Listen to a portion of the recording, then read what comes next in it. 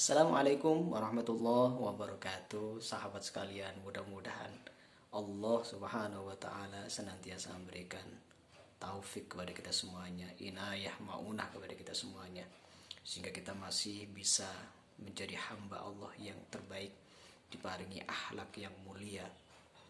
Karena memang tidak ada satu kata lagi, kata kunci yang bisa menjadi seseorang yang asalnya benci menjadi cinta, yang asalnya tidak beriman menjadi beriman, kecuali satu kata itu adalah akhlak. Karena akhlak ya yang terbukti menjadi senjata paling ampuh, menjadikan orang kafir menjadi muslim, menjadi orang yang membenci menjadi mencintai Nabi Muhammad SAW. Sehingga dengan demikian kita perlu tahu tuh apa akhlak itu sih. Baik, jika demikian kita simak bersama-sama apa itu akhlak. Kita langsung menyimak dari tokoh, dari ahlinya, sehingga kita tidak ragu lagi kebenarannya, yaitu Abu Hamid Muhammad bin Muhammad Al-Ghazali, di mana beliau mengatakan akhlak itu adalah sebuah ungkapan tentang anhayatin fin nafsi, sebuah keadaan di dalam jiwa. Jadi misalnya jiwa itu sebuah wadah, maka di dalamnya ini ada sebuah keadaan tertentu yang punya sifat rasikhah, yang menetap, mantap. Jadi keadaan di dalam jiwa itu mantap sudah. Nah, dari keadaan jiwa ini kemudian mengalir perbuatan yang dilakukannya dengan mudah. Anha tasdurul af'alu bisuhulatin wa yusrin. Jadi dari keadaan jiwa, yang keadaan tertentu dalam jiwa itu kemudian mengalir perbuatan dengan mudahnya. Min ghairi hajatin ila fikrin, yang di situ dia tidak membutuhkan pemikiran. Jadi perbuatan yang muncul, yang berasal dari dalam, itu dengan mudahnya dilakukan, dan dengan tanpa melalui proses berpikir sebelumnya.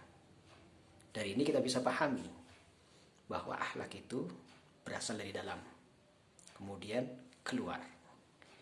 Demikian juga dari ini sini kita pahami bahwa dalam akhlak itu ada unsur yang tidak terlihat, yaitu dalam jiwa. Kemudian ada unsur yang tampak, yaitu perbuatan.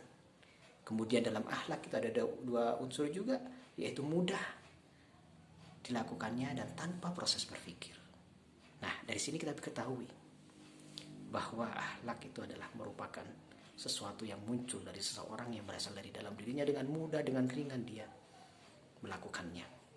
Sebagai contoh, kita naik sepeda motor, kemudian di belakang juga ada orang naik sepeda motor, kemudian kita mau belok kiri, kemudian ternyata ada orang yang mau menyalip kita justru dari kiri. Maka otomatis kita spontan saat itu kaget. Nah, ketika kaget ada dua.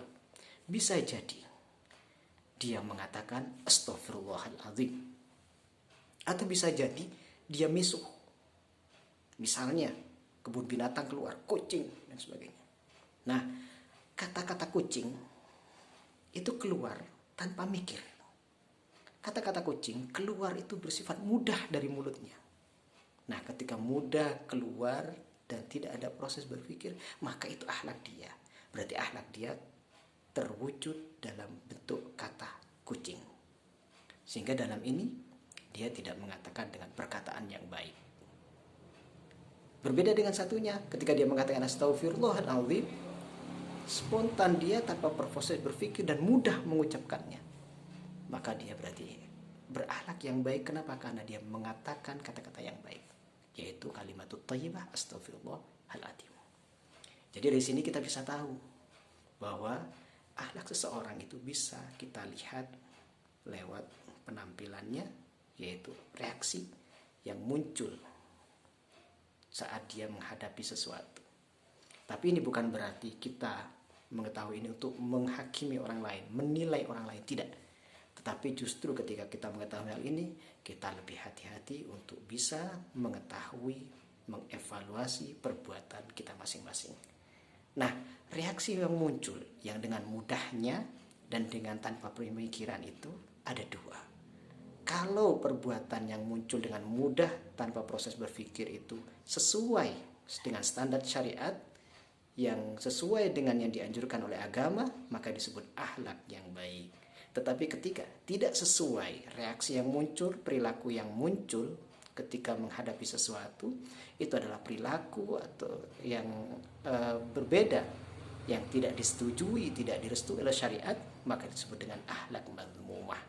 Nah, dengan demikian kita bisa mengaca kepada diri sendiri, introspeksi diri, apa yang reaksi yang muncul dari kita apakah sesuai dengan syariat atau tidak, sehingga dengan demikian kita bisa muhasabah terhadap diri kita sendiri, bukan untuk menilai orang lain. Mudah-mudahan yang sedikit ini bermanfaat, dan mudah-mudahan ini menjadi awal untuk bisa memperbaiki akhlak kita masing-masing. Terima kasih. Assalamualaikum warahmatullahi wabarakatuh.